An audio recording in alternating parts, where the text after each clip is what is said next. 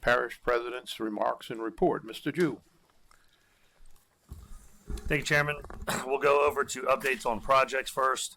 Montz 1 and Montz 2 pump station work on CC Road in Montz has finally wrapped up and is now open to all traffic.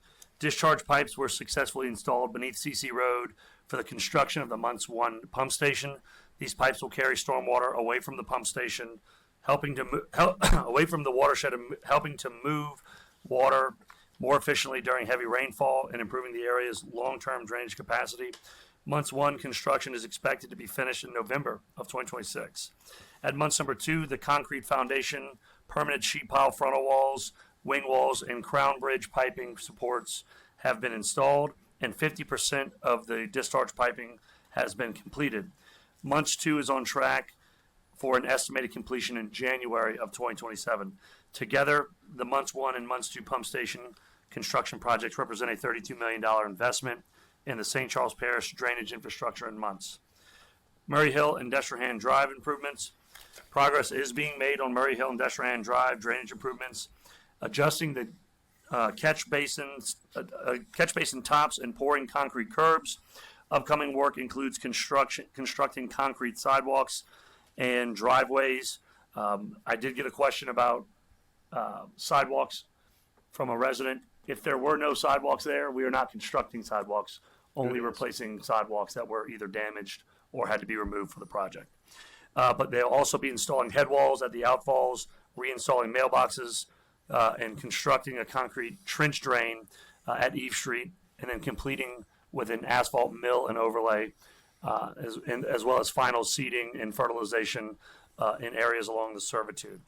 This $2.1 million project remains on track for substantial completion by September 1st.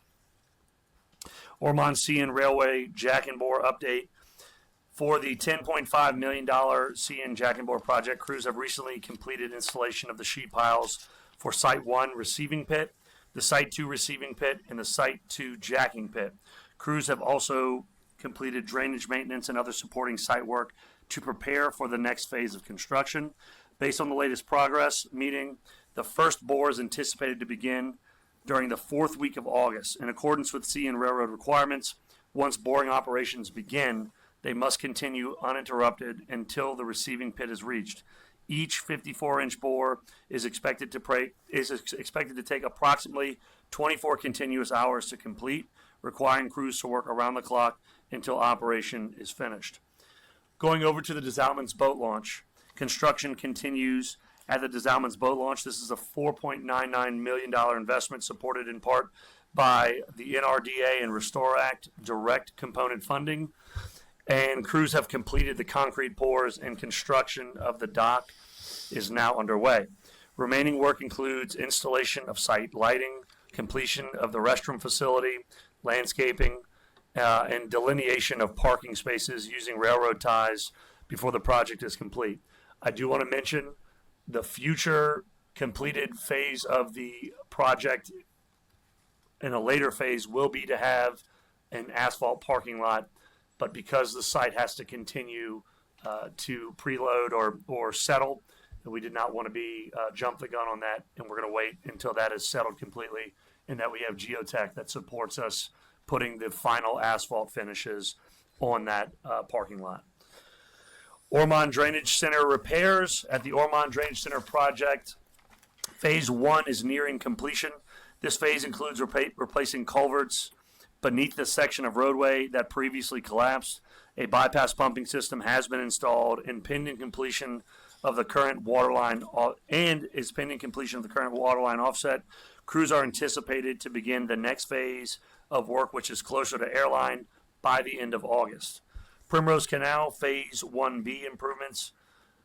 The Phase 1B Primrose Canal project is approximately 30% complete. If the council remembers at one of the meetings, I know Councilwoman DeBruyer mentioned this, we did have an issue with the crane postponing the progress on this project. That was fixed, and now crews are moving along pretty nicely. Once that work is complete, crews are going to install sheet piles across the canal before moving on to the opposite side of Diane by the end of the month. Phase 1B represents a $1.5 million investment. Over at Kinler Lift Station, the Kinler Lift Station crews recently completed drainage tie-ins earlier last week. The power rack has recently been installed, with the next step being the installation of electrical service to the station before the final startup. We want to go ahead and mention that we do have, on the next slide, we did have someone from SBA come and speak to us at the last meeting. We want to reiterate, we have put information up on online that businesses and eligible nonprofits are eligible for financial recovery impacts from Tropical Storm Arthur. They have now additional recovery assistance through the Small Business Administration. If your business or nonprofit was affected by Tropical Storm Arthur on the 17th or 18th of June, the deadline to apply is March 30th, 2027. Applications can be submitted online at lending.sba.gov or by calling 1-800-659-2955 or by emailing disaster customer service at sba.gov. We encourage any eligible business or nonprofit to take advantage of this opportunity.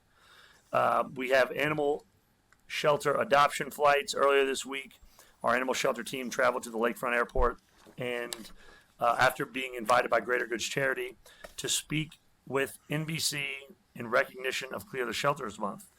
Our employees helped send shelter animals off on flights to their new homes, giving these pets a fresh start with families waiting to welcome them. Throughout the month of August, communities across the country are celebrating Clear the Shelters Month by encouraging pet adoption. If you've been thinking about adding a new member of your family to your home, now is the time to go and visit the animal shelter for a pet. All right, we also have Check the Chip Day reminder. As a reminder, Check the Chip is now happening this Friday, August 14th from 12 to 3 p.m. St. Charles Parish residents are invited to the animal shelter to have their cats, dogs microchipped at no cost, or to have an existing microchip scanned to make sure registration information is current. Pets must be on a leash or in a carrier, and proof of St. Charles Parish residency is required. We hope to see you there, and we hope to continue working with our residents as we work with our program to reunite pets when they become lost. All right, we have some renovations going on at Bethune Baseball Park. Our Parks and Recreation crews are currently renovating the baseball fields at Bethune Park in Norco, adding new dirt to improve the playing surface. This work is the first phase of a project that will that we will conclude with new sod to be scheduled and installed next to create safer, high-quality fields for our players. The improvements will help ensure the field remains in great condition and for practices, games, and tournaments, while also providing a better experience for our athletes. Okay, so this week is the last full week that spray parks will be open as students and teachers head back to school. We'd like to wish everybody a safe and successful start to the school year, and as summer comes to a close, we'd also like to remind residents that August 11th through the 16th is the final week that both the East and West Bank spray parks will be open during the weekday. Beginning August 17th through September 28th, both spray parks will be open to the public Saturday and Sunday from 1 to 6 p.m. Going over to sales tax information, sales taxes were up for the month of June, 3%. To date, we are currently 5.7% higher or year over year. That represents a $1.4 million increase, again, year over year. That concludes my report.